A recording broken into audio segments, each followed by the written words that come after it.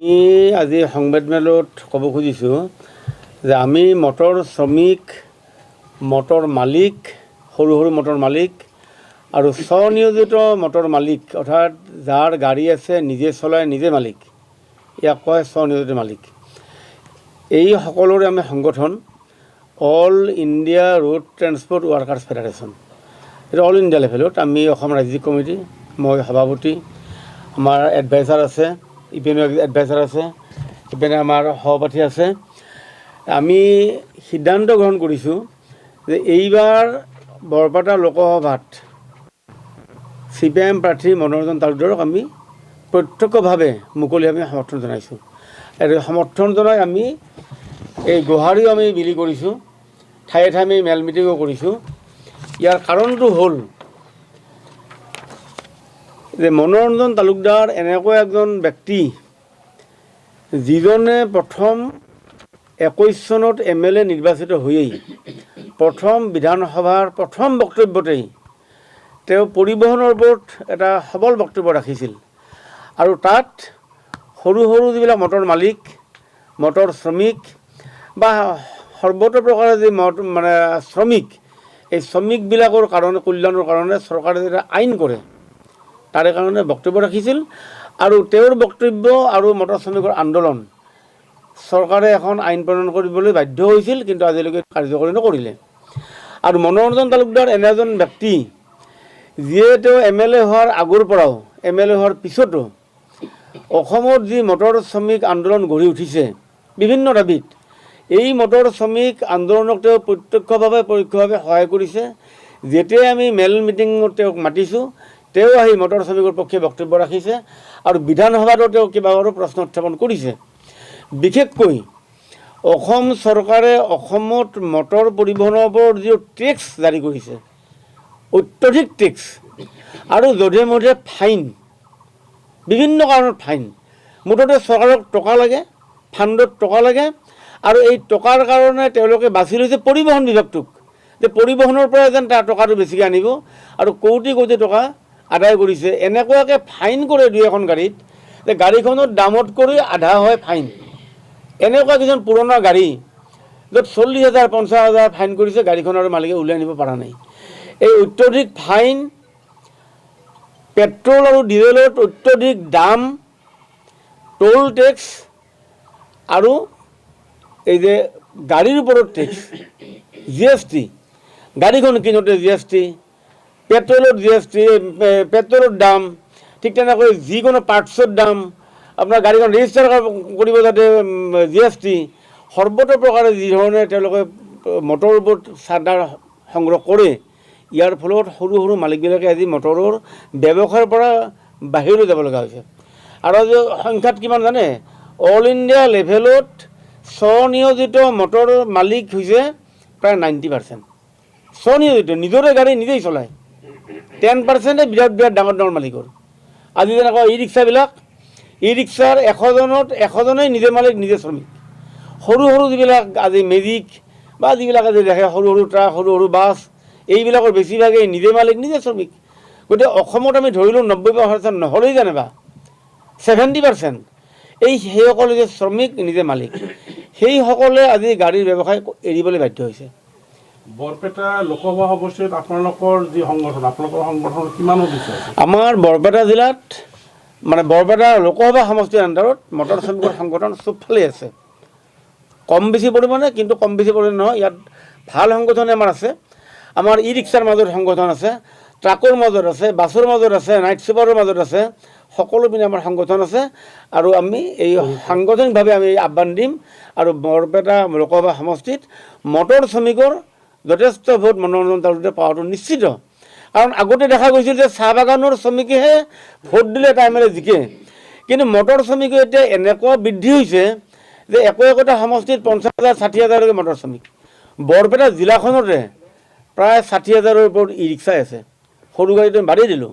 গতিকে এই বৰপেটা জিলাখনত বা বৰপেটা লোকসভা সমষ্টিত 2 লাখৰ পৰা 3 লাখলৈকে মটৰ শ্ৰমিক আছে, তেওঁলোকৰ পৰিয়াল আছে। গতিকে আমি সেইকাৰণে সমৰ্থন দিছোঁ। এইজন যদি নেতা যায়, তেওঁ যদি লোকসভাত যায় বা ৰাইজে যদি পঠায়, তেওঁ অন্ততঃ লোকসভাত থিয় হৈ অসমৰ মটৰ শ্ৰমিক, মটৰ সৰু সৰু মালিক, স্বনিয়োজিত মালিক সেইসকলৰ কাৰণে ক্ষুৰধাৰ বক্তব্য ৰাখি চৰকাৰক বাধ্য কৰিব যে অলপ হ'লেও টেক্স কমাই দিয়ক।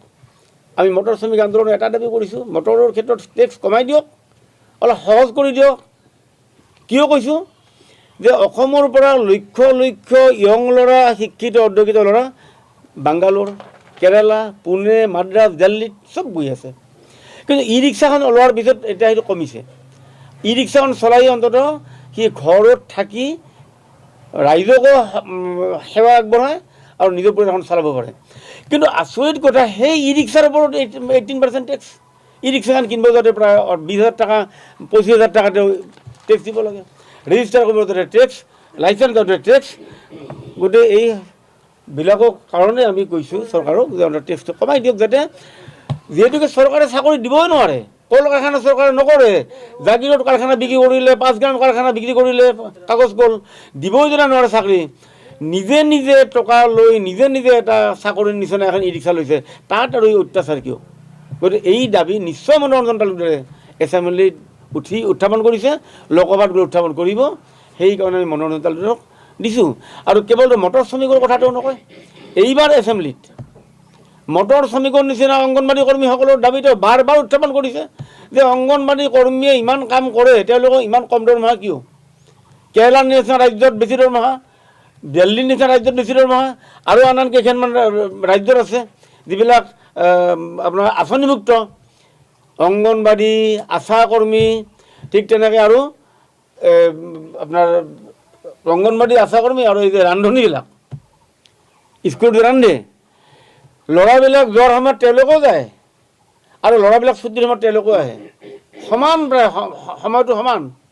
200-250 ল'ৰা ছোৱালী ৰান্ধা কৰা, কিন্তু কিমান দৰমহা? 1,000 টকা। এই শ্ৰমিকবিলাকৰ কাৰণে এছেম্বলিত মনোৰঞ্জন তালুকদাৰে বাৰ বাৰ প্ৰশ্ন উত্থাপন কৰিছে।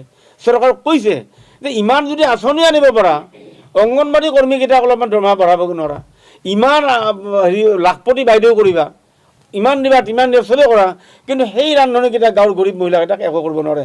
আৰু ঠিক আশা কৰ্মীকেইটাই কি নকৰে চাওকচোন। আজি আশা কৰ্মীৰ কাৰণে এই যে মেডিকেল ডিপাৰ্টমেণ্টটো যথেষ্ট সহায়, তেওঁলোকে কাম কৰে, তেওঁলোকৰ দৰমহা সামান্য। গতিকে এই দাবীত আজি মনোৰঞ্জন তালুকদাৰে একমাত্ৰ MLA, বহুত MLA আছে, কিন্তু কোনো এজন MLA বক্তব্য শুনা নাই। মটৰ শ্ৰমিকৰ ক্ষেত্ৰত মনোৰঞ্জন তালুকদাৰে কোৱাৰ আগতে কোনো MLA এছেম্বলিত বক্তব্য ৰখা নাই। সেইকাৰণে আমি মুকলি সমৰ্থন দিছোঁ।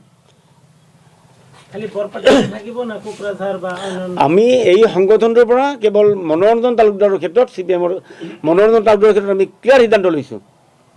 বাকী আমিও যিহেতুকে ৰাজনৈতিক ব্যক্তি, আমিতো কমেই যে য'ত যেনেকৈ বিজেপিক পৰাভূত কৰিব পৰা যায়, বিজেপিক পৰাভূত কৰাৰ কাৰণে যিজন কেণ্ডিডেটক ভোট দিলে লাভ হয়, সেইজন কেণ্ডিডেটক ৰাইজে ভোট দিয়ক। কিন্তু এই ক্ষেত্ৰত আমি একদম স্পষ্ট কৈছোঁ মনোৰঞ্জন তালুকদাৰে, বাকী অন্য সমষ্টিত আমি ক'ব যোৱা নাই। বিজেপিক পৰাভূত কৰাৰ সেই দায়িত্বটো তাতে যাকে দিলে হয় তাকেই দিয়ক। আমি আশাবাদী এইকাৰণে যে যোৱা কিছুদিনৰ পৰা এটা সাংঘাতিক পৰিৱৰ্তন হৈছে অল ইণ্ডিয়াত।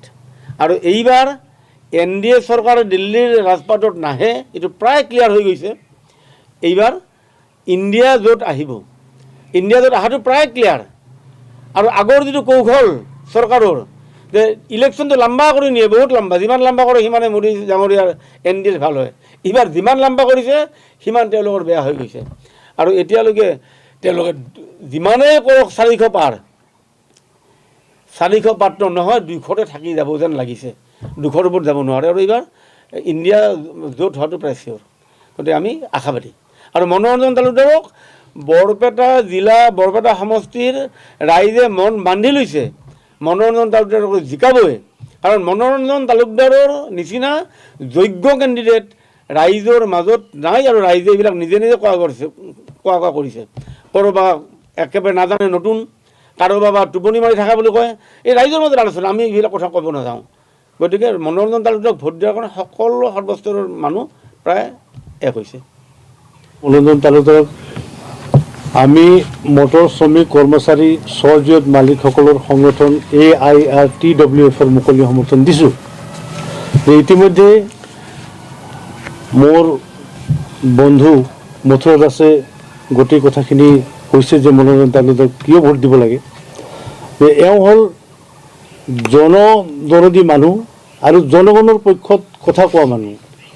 যে আজি অসমত যিমানবিলাক ইতিমধ্যে অংগনবাদী, মিড ডে মিল শ্ৰমিক, আশা কৰ্মী, এওঁলোকৰ কথাৰ বাদেও যিবিলাক নতুনকৈ নিয়োজিত হোৱা কৰ্মচাৰীসকল আছে অসমত, অসম চৰকাৰৰ কৰ্মচাৰী, তেওঁলোকৰ যিটো পেঞ্চন আইন, এই পেঞ্চন আইন কৰ্তন কৰি এটা নতুন পেঞ্চন আইন যিটো কৰিছে, এই ক্ষেত্ৰতো আমি এই বস্তুটো চৰকাৰে বাৰে বাৰে আমি বিভিন্ন ৰাজ্যত যে অল্ড পেঞ্চন বিধি যিহেতু এতিয়াও চালু আছে, তেতিয়াহ'লে আমি কৈছোঁ অসমতো NPS-ৰ ওপৰত NPS-টো উঠাই কেনে OPS কৰক, যাতে পেঞ্চন হোৱাৰ পিছত পেঞ্চন হোল্ডাৰ এজনে কমচে কম সুচাৰুৰূপে দালি ভাত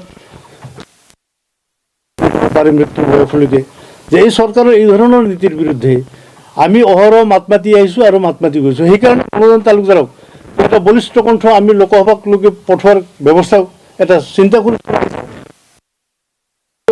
এইটো এটা ভিতৰৰ পৰা এটা অন্তৰ্নিহিত ইচ্ছা এটা প্ৰকাশ পাইছে যে আমাৰ বৰপেটা সমষ্টিত যে মনোৰঞ্জন তালুকদাৰৰ যিকেইটা কেণ্ডিডেট আছে, মনোৰঞ্জন তালুকদাৰৰ ওপৰত কোনো নাই। তেওঁ এখন শিক্ষিত ব্যক্তি হোৱাৰ লগে লগে জনসাধাৰণৰ দুখ দুৰ্দশাৰ ওপৰত যে তেওঁ সদায় আলোকপাত কৰি আহিছে আৰু চৰকাৰৰ ওচৰত এই বস্তুবিলাক উত্থাপন,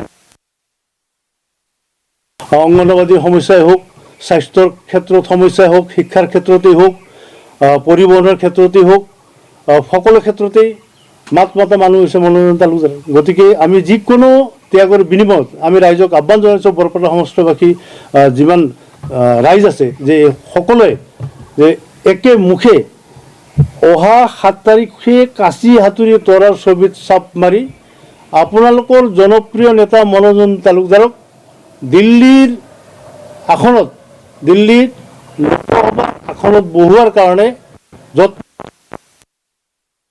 আহ্বান জনাইছোঁ।